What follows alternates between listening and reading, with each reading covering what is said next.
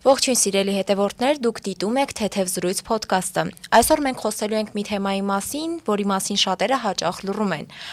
Ոմանց թվում է, թե սա միայն ուրիշների խնդիրն է, սակայն ոչ ոք ապահովագրված չէ։ Այո, ողջույն բոլորին, եթերում Թեթև զրույց պոդքասթ է, որի շրջանակներում փորձելու ենք թեթև, բայց շատ լուրջ զրույց ունենալ մի կարևոր թեմայի մասին, որը տարածված է երիտասարդների ու նույնիսկ դպրոցականների շարքերում։ Իսկ մեր հյուրը այսօր Կախվածության բուժման ազգային կենտրոնի տնօրեն Սուրեն Նազինյանն է։ Ողջույն, պարոն Նազինյան։ Կարող ենք սկսել հենց առաջին հարցից, ինչու եք հետաքրքրվել այս ոլորտով, ինչն է ձեզ ստիպել հետաքրքրվել այս ոլորտով եւ ինչ հաջողությունների եք հասել, այսինքն արդյոք շատ հիվանդներ ու բուժառուներ կարողացել են լուծել իրենց խնդիրները ձեր կենտրոնի ու ձեր շնորհիվ։ Մասնագիտության ընտրելու վերաբերյալ եք հարցնում։ Երբ որ Երևանի պետական բժշկական համալսարանն եմ ավարտել 2004 թվականին, այն ժամանակ մի քիչ այլ էր, շատ բարդ էր որևէ կլինիկական մասնագիտություն ընտրել, այսինքն պետքա դու ինչ-որ մարդ ճարեիր, որ քեզ կօգներ կնիցից դառնալու հարցում։ Բացի այդ ես տենց ընդհանրապես այդ ժամանակահատվածում արական սեռի ներկայացուցիչները, ովքեր ավարտում են բժշկական համալսարան, սովորաբար ընտրում են վիրաբուժական մասնագիտություն, բայց այս վիրաբուժություն թեև ինքը իհարկե շատ լավ մասնագիտություն է, վիրաբուժական մասնագիտությունը շատ լավն է, բայց այնուամենայնիվ ես թերապևտիկ բլոկի մասնագիտությունների նախընտրում ու այդպես հետաքրքրվեցի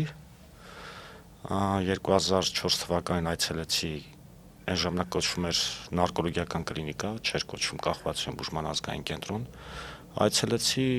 երբ որ պացիենտներից ստեցի առնչվել, հասկացա, որ ես պետք է ընտրեմ այս մասնագիտությունը, ու տենց ընտրեցի։ Հետագայում դե արդեն աստիճանաբար հետագամ ավարտելուց հետո զորակոչվեցի բանակ, բանակից հետո վերադարձա, մտա նույն կենտրոնում աշխատելու, ու ես իմ ամբողջ գործունեությունը սկսեցի իրականացնել այս ոլորտում։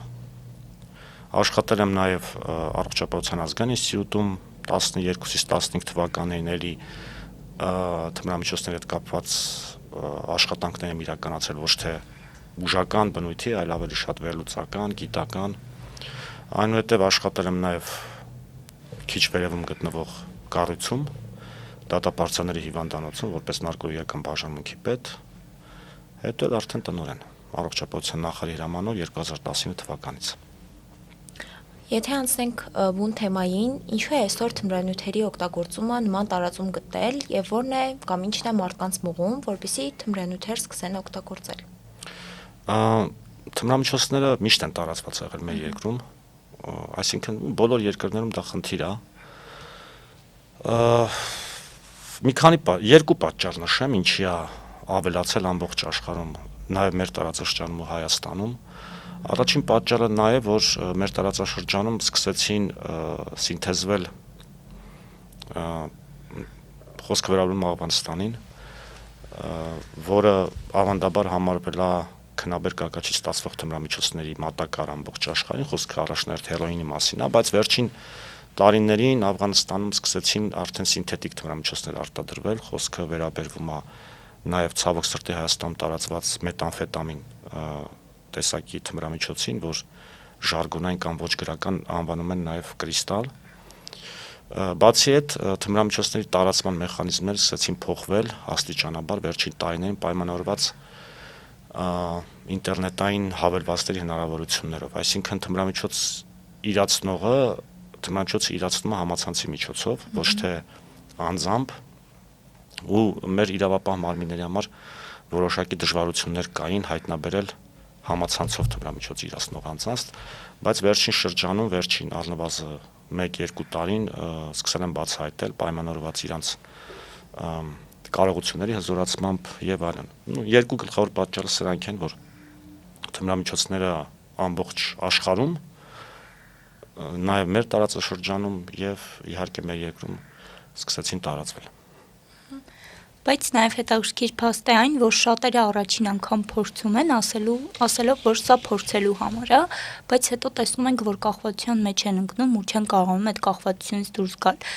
ինչով է պայմանավորված թմրանյութերի այդքան մեծ կախվածությունը ու ինչն է երիտասարդներին, ինչպես Թամարն հարցրեց, ինչն է նրանց ստիպում, որ հենց դա անեն, ինչով են նրանք որոշում, որ պետքա փորձեն անպայման։ Սովորաբար երիտասարդին առաջին անգամ, երբ որ ինքը փորձում է թմրամիջոց, իրան հակում են թմրամիջոց փորձելու, այսինքն ինչ որ մեկը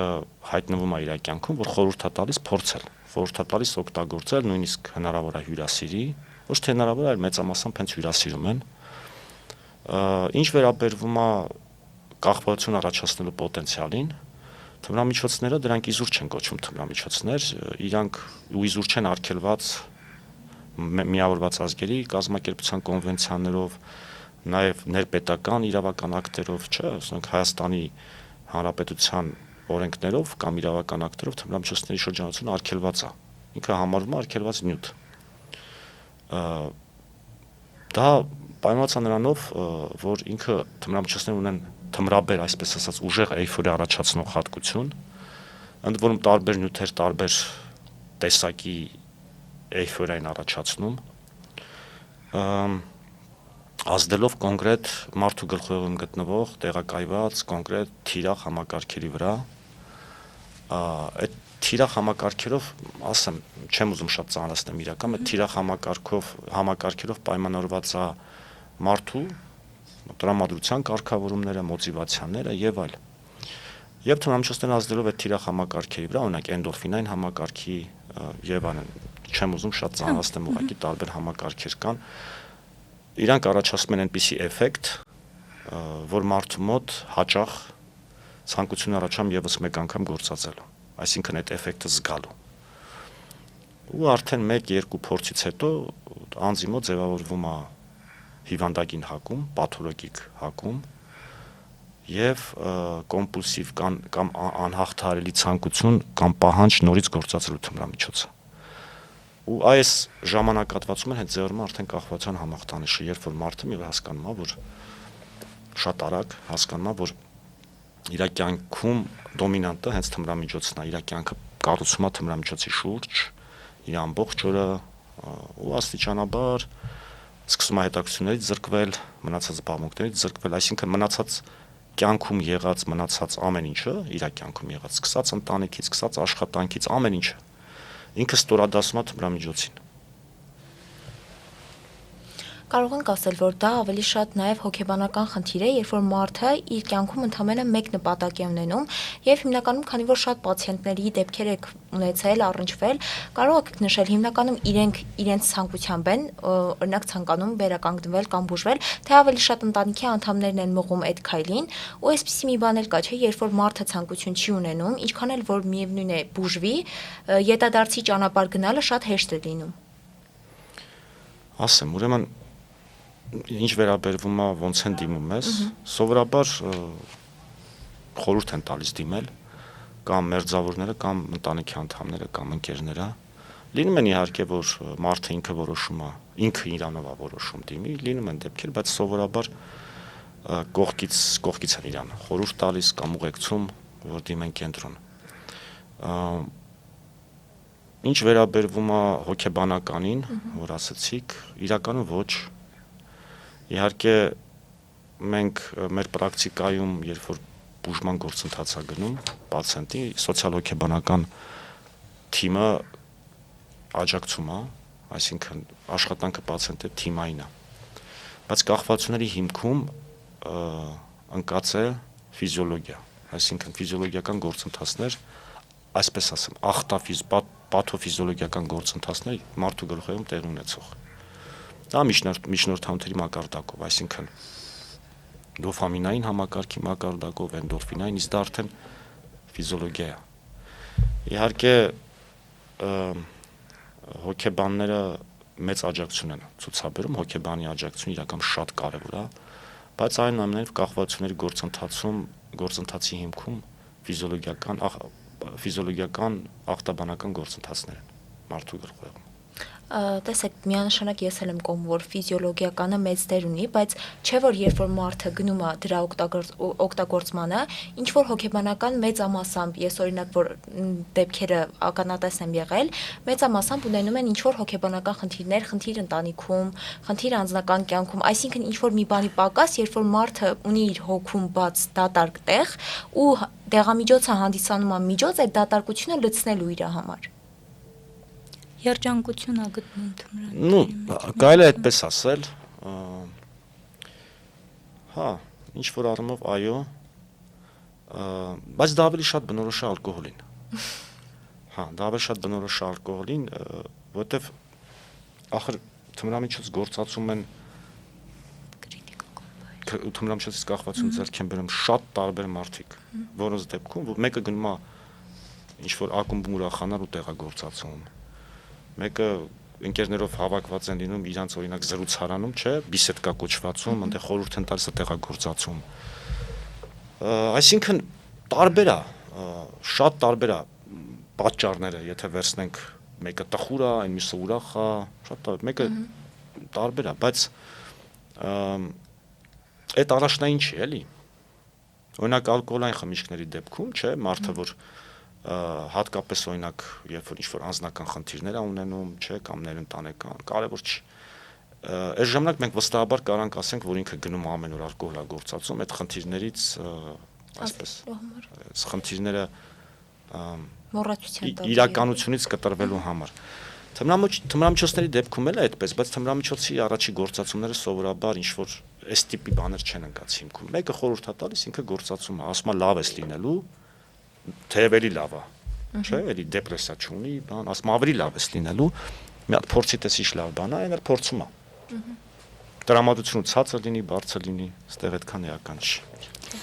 Խոսեցինք նաև ալկոհոլի կախվածության մասին, ուզում եմ ավելի շատ Հայաստանում ինձ թվում է ալկոհոլը ավելի տարածված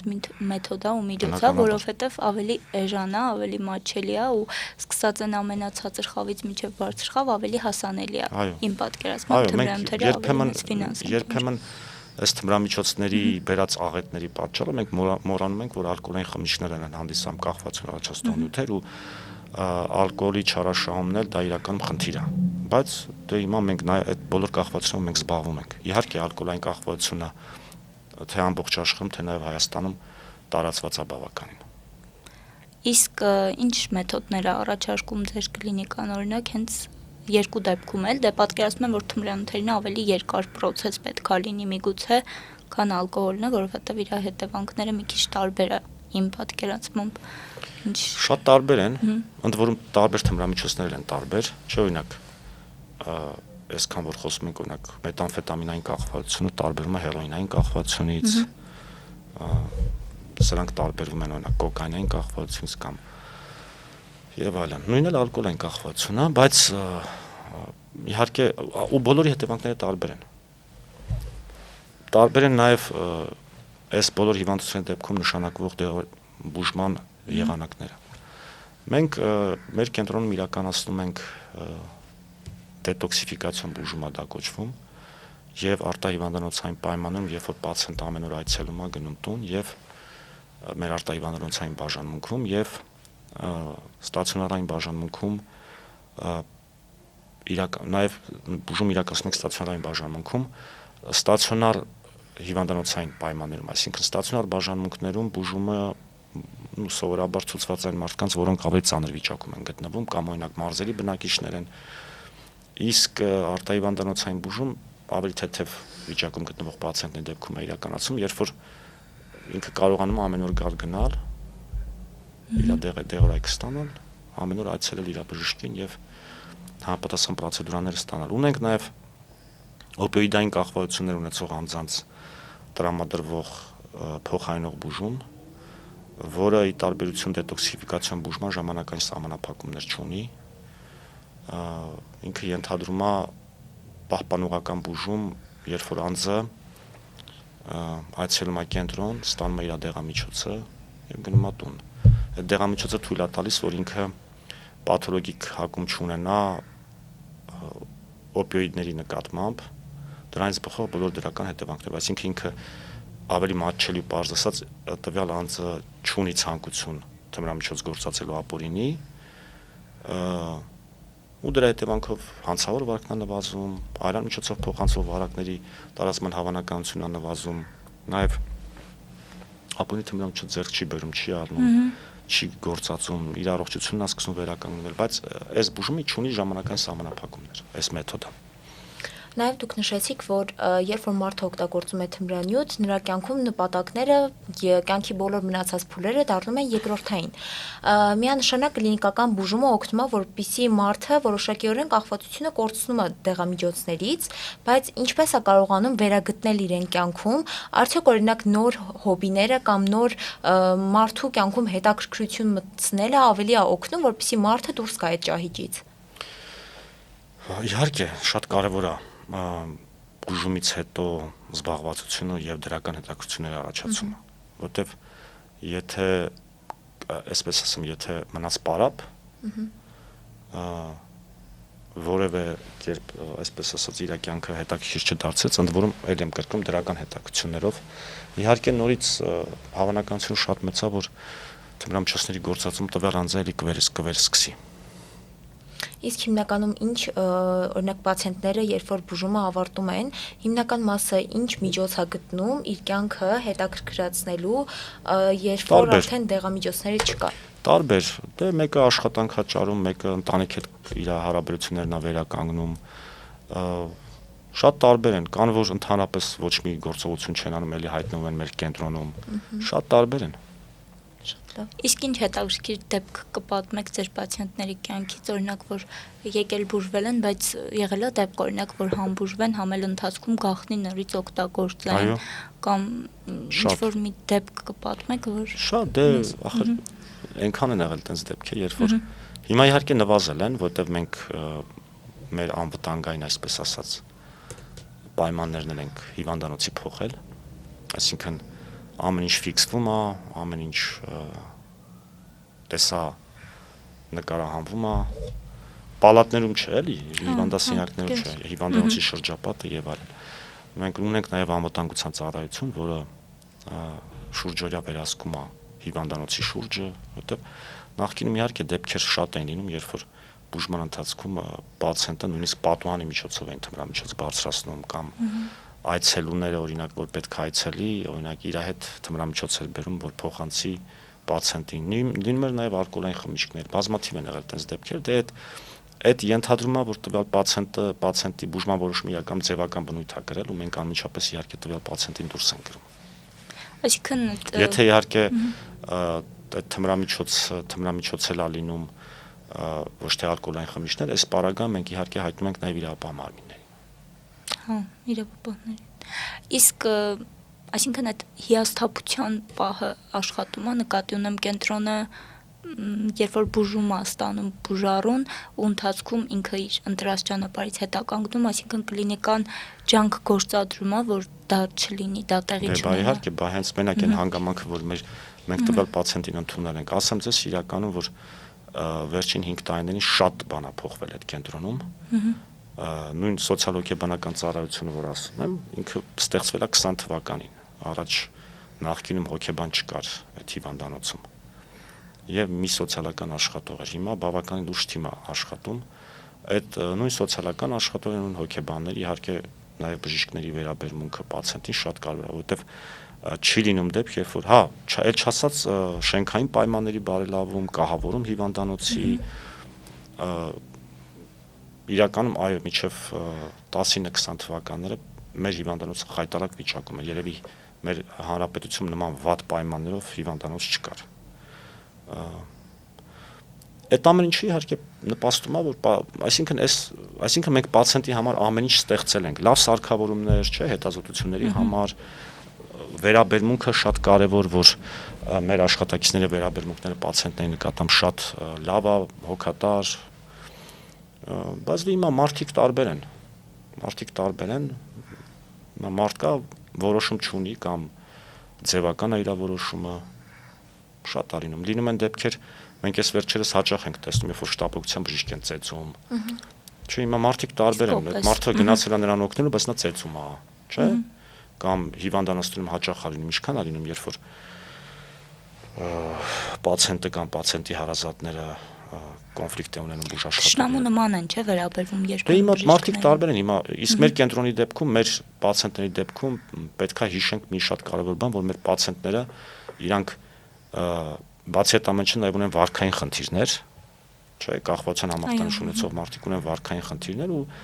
մեր դեպքում հավանականությունը, որ բուժաշխատողի կամ աշխատակցի նկատմամբ վատ կվերաբերվեն, շատ ավելի մեծ է։ Օրինակ լինում են դեպքեր, երբ որ մարդը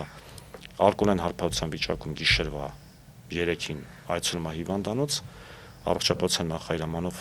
ալկոհոլ գործածած վիճակում մենք չպետք է մարդուն ընդունենք հարբեցության վիճակում։ Չես, դա իրականում հիմնավորված է շատ, հիմա չմանրամասնեմ։ Բայց ասենք մեկ է դեմս պատուհան ջարդեց, չէ, ասենք երբ որ չեն ընդունում իրան կամ ասենք կոնֆլիկտ անանում բժշկի հետ կամ աշխատակիցների հետ, դրա համար մենք մեր անվտանգությանը շատ ենք հետևում։ Իսկ չի լինում օրինակ այդ ժամին գա ինքը քնի ձեզ մոտ առավոտյան բուժեք կամ ինչ-որ մոտեցումներ չի լինում։ Չեն մնում ձեզ մոտ, այսինքն հիվանդները գիշերել։ Մնում են, ստացիոնար ունենք, բայց այդ մարդուն որտեղ պահես դու։ Դե որ չջարդի պատանն։ Չէ, ինքը գիտեք ոնց տենց մեխանիզմ չկա։ Ասենք օրինակ քնեց վեր կացավ։ Էլ չուզեց։ Թող գնա իր ստանը քնի վեր կենա, էլի։ Դե որ հասկանա։ Դե ինչ ասեմ։ Պատկերացրիք, չէ, այսինքն ինչքան տենց դեպքեր կարան լինեն։ Նույնը վերաբերում է թմրամիջոց գործածողներին։ Հաճախ այս փոխանցող բուժման ծառայությունը, որ ես ասացի, երբ որ գալիս են կոնկրետ դեղ են խմում, օրպեդիային կախվածություն ունեցող պացիենտներ, իրանք այսօրվա դրությամբ 612 հոգի են, 612, այդ 612 պացիենտների մեջ շատ տարբեր մարդիկ կան։ Մենք իհարկե բոլորին շատ սիրում հարգում ենք։ Բայց այս պացիենտների մեջ կան մարդիկ, որոնք շարունակում են ինչ-որ ապօրինի գործունեություն իրականացնել, տարբեր են, մարդ կա ինքը գնացել է, չգիտեմ, աշխատանք է ճարել, աշխատում է հիմա, իր մնացած փոխհարաբերությունները իր ընկերների հետ վերականգնել է, նորմալ ապրում է իր համար, բայց մարդը կա, իր հանցավոր ակտիվությունը չի նվազում։ Ու դու ինչքան էլ ուզում ես, այսպես ասես, փորձես, խորհուրդ տաս, մեկի վրա ազդում է դա, մեկի վրա չի ազդում։ Ու մեկ էլ կարող է տենաս, ասենք, բժշկի հետ կոնֆլիկտ ունեցավ կամ, չգիտեմ, լաբորատորիայում կոնֆլիկտ ունեցան։ Ոնց որ մեր պրակտիկայի ընթացքում հաշվի առնելով նաև մեր պացիենտների մոտ վարքային խնդիրների առկայությունը նման իրավիճակներ շատ են լինում։ Մենք խոսում ենք այն մարդկանց մասին, ովքեր ընդունում են դեղամիջոցը, բայց գիտենք, որ ամենադժվարը նաև այդ մարդկանց շրջապատում գտնվող ընտանիքի անդամների, ընկերների նաև կարգավիճակն է։ Հիմնականում ես լսել եմ դեպքեր, երբ որ մարդիկ միանգամից, այսինքն այն մարդիկ, ովքեր կամային չեն, մեջք են թեքում եւ կարելի ասել հեռանում են նման վարքագիծ ունեցող անձանցից, ինչ խորհուրդ կտաք նախ ինչպես պետք է վարվի պացիենտի մտերիմ ընկերները, ընտանիքի անդամները եւ մի կարեւոր բան եւս ինչպես պետք է հասկանանք, որ անձը օգտագործում է դեղամիջոց։ Թմրամիջոց։ Սկսեմ վերջից։ Թմրամիջոցների ազդեցությունները տարբեր են ու այդ ազդեցությունների արտաքին նշաններն են տարբեր, բայց այդ իր գոն ընտանիքի անդամը շատ արագ կարա կողմնորոշվի տվյալ մարդու մոտ որ տվյալ մարդու վարքը փոխվեց։ Օրինակ հասարակ մի հատ բան ասենք, տնից գումար անհետանում։ Չէ, մարդը երբ որ թմրամիջոց գործածવા, թմրամիջոցները սև շուկայում բավականին թանկ են, ինքը պետքա գումար ծախսի դրա վրա։ Ու այդ գումարն անհետանում։ Երկրորդը բացակայությունը տնից հաճախակի։ Ուշ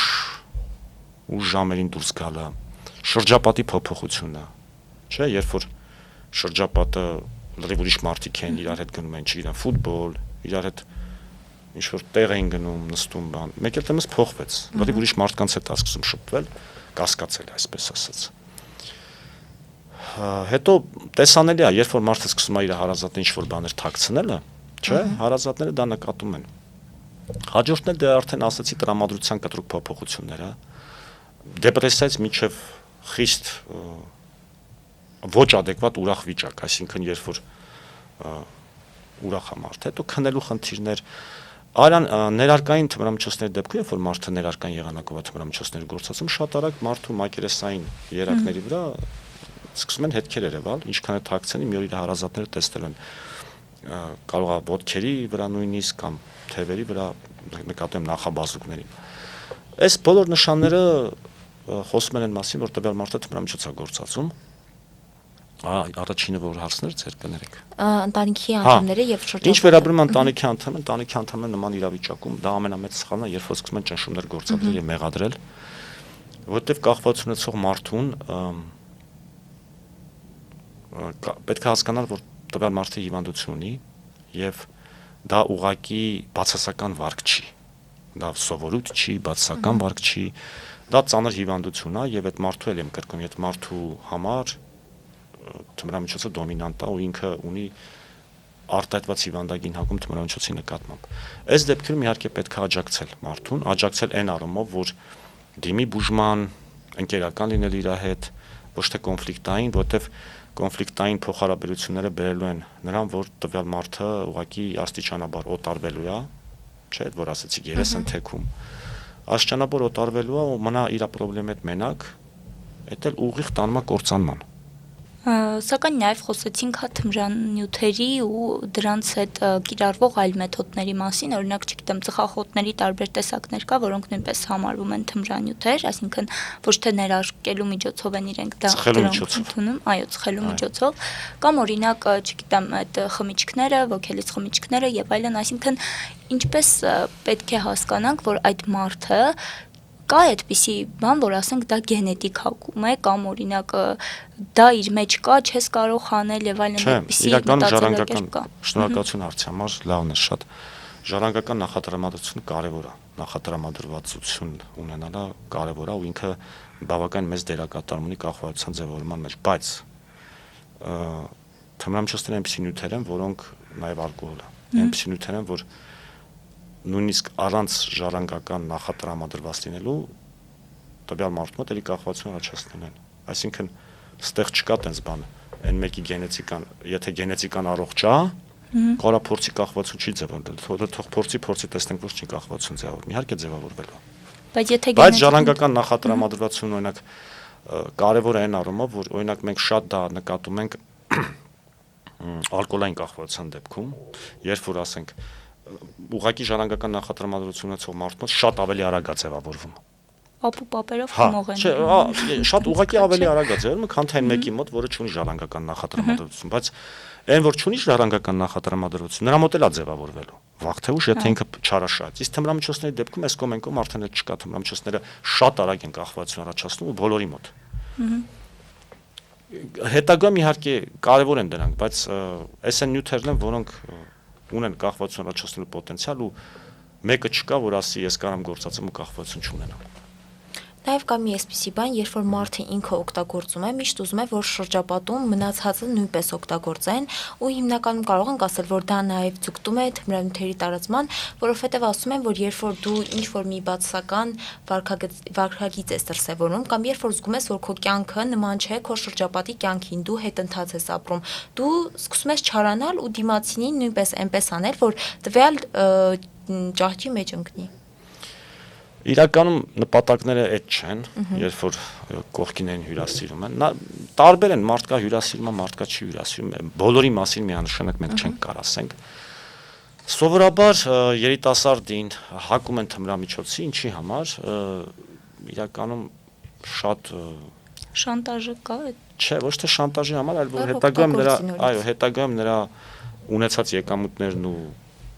եկամուտները օգտագործեն իրանց շահերի համար։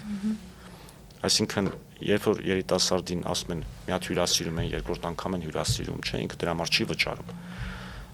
Ու երբ որ արդեն պաթոլոգիկ հակում ձևավորում ու կախվածության համախտանիշ առաջանում, ինքը այդ թմրամիջոցի կարիք արդեն ունի, ինքը պետք է գնա այդ նույն մարդու մոտ, ասի մի հատ ճարի էլի, ինքը չի կարա ճարի, չէ, նա փորձառու է։ Դա նայලා պետք է ասի, օրինակ փող չունեմ, շատ մատչել եմ ես ներկայացնում էլի, կասի ես կճարեմ, այսպես։ Ու այդ մարդուն իրականում այդ ցանցի մեջ ներառելու նպատակները այս է։ Ու դա շատ տարածված է։ Իհարկե բոլոր թմրամիջոց գործածողների մասին սա չենք կարող ասենք։ Ես պացիենտներ ունենք, որոնք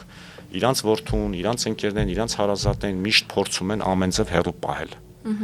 Այդ մարդիկ էլ կան, բայց լրիվ հակառակն են։ Փորձում են ներքաշել, որ հետագամ օգտագործեն։ Նաև Վիետնամի սինդրոմ ասվածն եմ ես լսել, երբ որ ասում են, որ այդպես էր նախապատմությունը, որ Վիետնամի պատերազմից հետո բոլորը դարձել էին օրինակ թմրամոլներ ու պատերազմով էին դա արդարացնում։ 20 թվականից հետո, այսինքն Հայաստանը լինելով պատերազմական երկիր, այդ վտանգը որքանով է մեծացել 20 թվականից հետո, որովհետև զինվորների մոտ այդ չկողմնորոշվելու հակումը եւ այլն ավելի շատ մեծ է, քան սովորական օրերին, այսինքն ճգնաժամային իրավիճակներում մեր մեջ արտանվում է մի ես, որին մենք նույնիսկ չենք էլ ճանաչել։ Ու նաեւ ասում են, որ ադրբեջանական կողմը երբեմն օրինակ պատերազմների ժամանակ իրենց զինվորներին այդ միջոցներն է տրամադրում, որ իրենց օրինակ չհասկանան ինչա կատարվում ու անիմաստ ռիսկեր դրսևորեն։ Որքանով եք դուք գնահատում 20 թվականից հետո Հայաստանում ստեղծված իրավիճակը այդ առումով։ Զինվորներին թմրամիջոց տրամադրելը դա իրականում եղել է այդպես բան, կոնկրետ մեր այս պատերազմի դեպքում ադրբեջանական կողմը տվերա թե չէ, ես այդպես ինֆորմացիա չունեմ, աշկովս ընկել է, բայց չենք կարող վստահ լինենք դրանում։ Բայց այդ պրակտիկան եղել է նացիստական Գերմանիայում, երբ որ զինվորներին հոգեխթանիչ են տվել իրանց զինվորներին երկրորդ համաշխարհային պատերազմի ժամանակ։ Բայց այտենց ինչ որ ես ինչքան գիտեմ դա շատ էպիզոդիկ է եղել, այս չէ որ բոլորին բան էլի։ Ինչ վերաբերում է պատերազմի ազդեցությունը 2020 թվականին, նա բոլորիս վրա ազդել պատերազմը։ Էլ չասած, եթե բոլորիս վրա ազդել է պատերազմը, ընդհանրապես մեր հասարակության վրա, հասարակության հոգեբանության վրա, ոնց կարող է դու պատկերացեք ինչքան ազդել, երբ որ տվյալ զինծառայողը գտնվել է ռազմի դաշտում։ Ու այս ամեն ինչը իհարկե կարան